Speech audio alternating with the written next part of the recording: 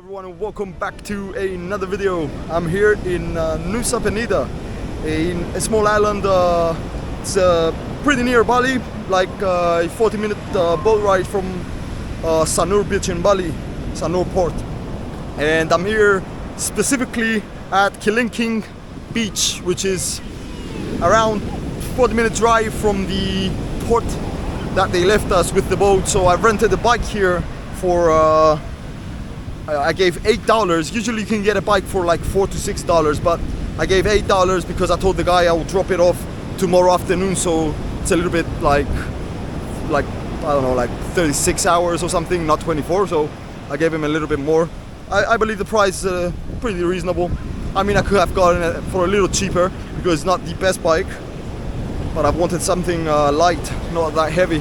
So much wind here, it's insane. So in this video I thought I will explain a little bit to you guys how you can actually get here to Nusa Penida, and a little bit specifically about Kelingking beach, this over here. It's an absolutely magical beach. It is incredible. I'm pretty sure once in your life you have seen it on social media. It's literally everywhere and it deserves to be because it is very nice. But the only down thing, you have this, look at these waves. And there's no lifeguard here, so yeah, pretty much you cannot swim here unless you love waves and you're an excellent swimmer. Other than that, it's basically impossible to swim here. Look at the waves. Look at that. Can you see that? And it's coming directly at me, so I'm gonna move a little bit. But yeah, as I said, pretty impossible to actually swim here, and the climb down is pretty rough. But I'm gonna tell you guys more about that when I go up, when I climb up, back up, maybe show you the track a little bit so you can get an idea of how difficult it actually is. But you have this cave over here, look at that. Rock formations with nature, blue waters, golden sand. It really does look incredible. And to be honest, there's a lot of people here for the amount of difficulty it is to get from up there down here. You can only get down by walking, actually hiking, and it's a pretty steep and difficult climb down. Look at that. I don't know if you can see the people right there. You have to climb all the way up, just like that. Go up there, continue all the way up here until you get up. And it's pretty difficult. But yeah, let me get to the point of this video first. How did I get to Nusa Penida? Was it easy? How much it cost? What time do the boats leave? I'm gonna explain to you a little bit the process. You can do a little bit of research as well if you like by yourself, but I believe this information that I'm gonna give you right now, it's actually pretty easy. If you follow it, you can get here very easily. So I haven't booked anything in advance. That's the first thing I want to tell you. Haven't booked anything in advance. So what I did is I actually I'm staying in Ubud. So I woke up early at 6 a.m. and at 7:30 I was at Sanur port or Sanur harbor. Make sure you remember that name. If you want to come here, there's only two ports that can bring you here. The most popular one is Sanur port. Once you arrive at Sanur port or Sanur harbor, there is a car park and also a motorbike park where you can pay them. My parking cost 40,000 Indonesia rupiah for 1.5 days. So I'm gonna get the car tomorrow afternoon. If you're gonna park normally, it's 5,000. But if you're gonna leave it overnight, it costs a little bit more. I don't know about motorbikes. It might be the same price as a car, or it might be even cheaper than a car. So take that in mind. And look at these waves. Oh, I have to get out of here as soon as possible. But yeah, once you are at the port, you get your parking done. That is over with. What you can do is you can just walk outside the parking area, literally, and you will find 1,000 offices literally situated nearby when you can purchase a ticket. Now, as I said, nothing booked in advance, so there is availability, and the boats run from around 7 in the morning every hour or so. It depends. Some companies offer different timetables, but most of them run every, like, it was 7:30 in the morning and the next one was at 8, The other one was at 9, and then it goes after 9. It goes at 1 p.m. So make sure you arrive a bit early. Give yourself around half or 1 hour, so you can get the tickets done, whatnot. There are cafeterias there. You can sit down, wait for your boat if you actually go there early. So give yourself a little bit of time. The ticket cost, as I said, I got there at 7:30. I booked a ferry at 8:30, but we departed at 9. Maybe it was a delay, I don't know. The company I used was called, let me just remember the name. It's actually like Angel's Billabong. It's a place here in Nusa Penida, but they got the name from here. It's actually called, Angel's Billabong Fast Cruise. So you can check it. There's also online if you want to book in advance. But yeah, as I said, I had no problem going there and paying. And the ticket costs 175,000 rupiah, $21 with return. So you can imagine it's around $10, $10.50 per way. So it will take 45 minutes, and then you will arrive here in Nusa Penida at the port here. I think there's only one port. Once you get down, there's 1,000 options. You can either rent one of the billion bicycles you can find here, scooters, whatever, or you can actually get a guided tour with a driver. A scooter should cost you around 6, maybe 5 to maybe maximum for one day $8 maximum. It depends on the quality of the scooter and what scooter you're gonna get. But other than that, the driver costs around, I believe, $40 per person per day. So you get basically a private driver who take you around all the spots, and he'll give you a tour as well. Gas included, whatnot, and maybe like lunch, something like that. Something like that it was. I believe you are better off renting a scooter here.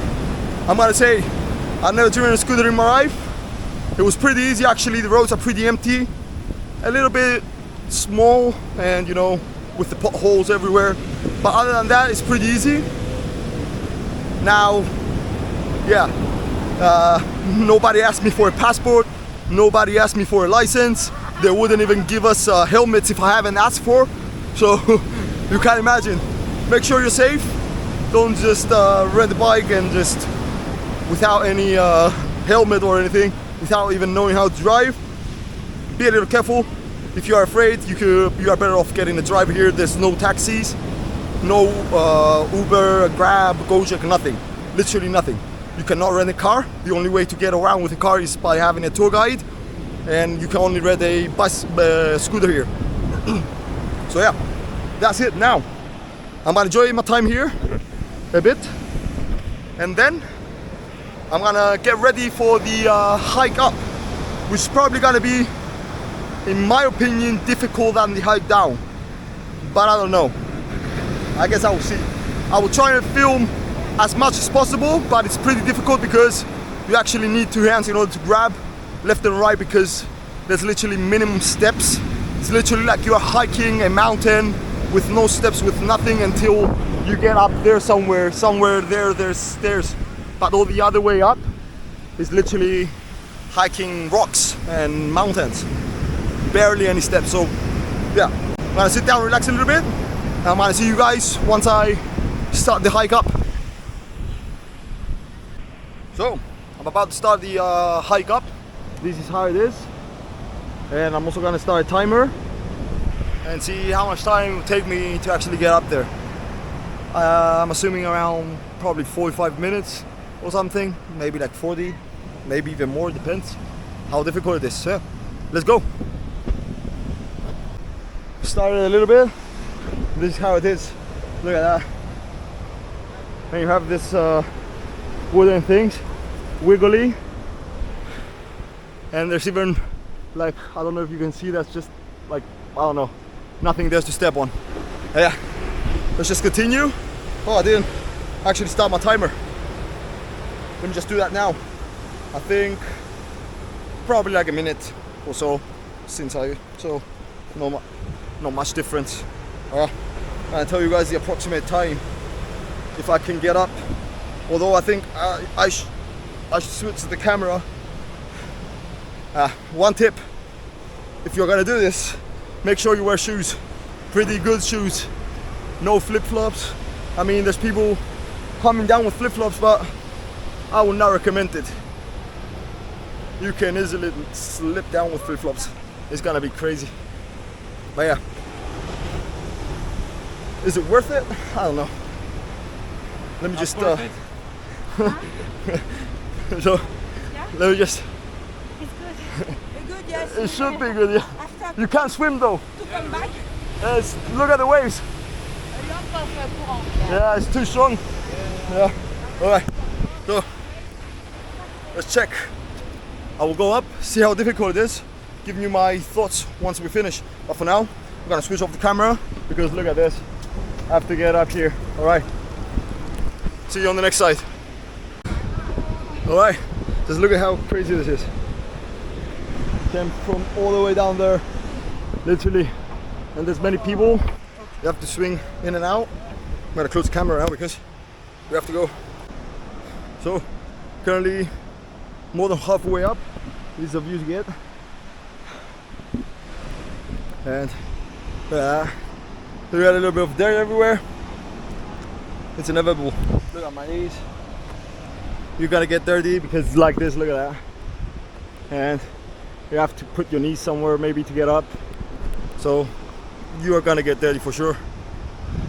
Yeah, just a small little break. It's pretty difficult.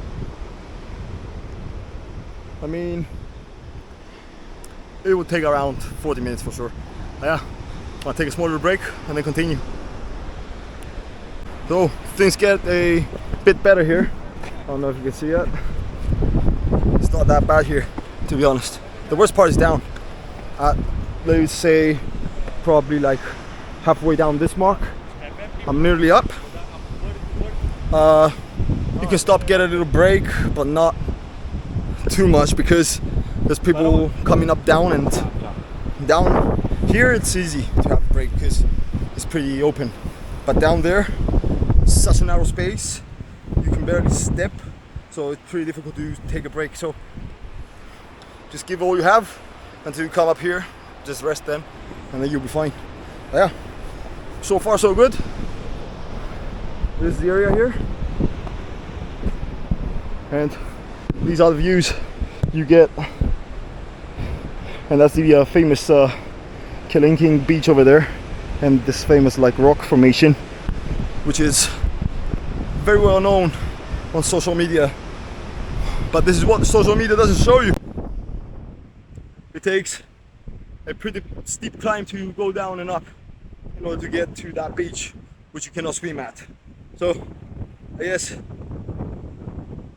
social media is not always the best type of information. You must do a little bit more research, probably on YouTube or something, like Instagram and whatnot. Maybe you can find some reels, but even that, they don't show how difficult it is. Look at the views from the other side here. We have some rock formations over there. We also have one just right here. It's pretty nice. A lot of breeze here. That's why I'm not sweating. I don't know if you can probably hear that on the mic. It's a lot of breeze, but yeah, we're gonna continue. Get up. It should take us probably around 4 or 5 minutes max to get up there.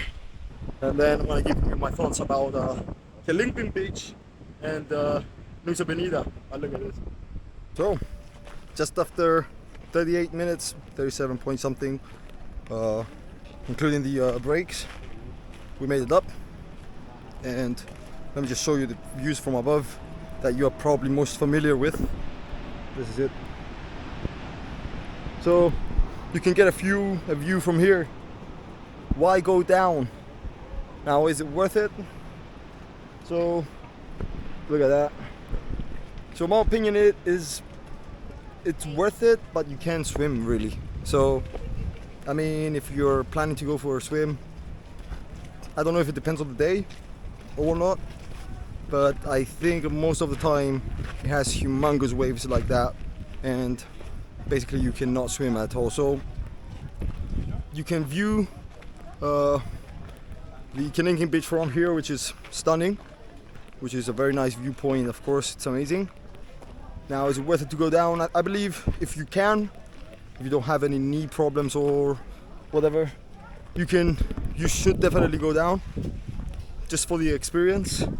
Get a little adrenaline pumping, get a little workout in, sit down at the beach and enjoy the views for a while and then come back up. I think it's pretty worth it if you are able to do it. If you're not able, if you have knee problems or you have problem with your legs or back or whatever, you most likely want to skip this part because it's pretty difficult. But yeah, other than that, my opinion is it's worth it. There are a lot of small little restaurants. The prices are a little bit more expensive than usual, to be honest.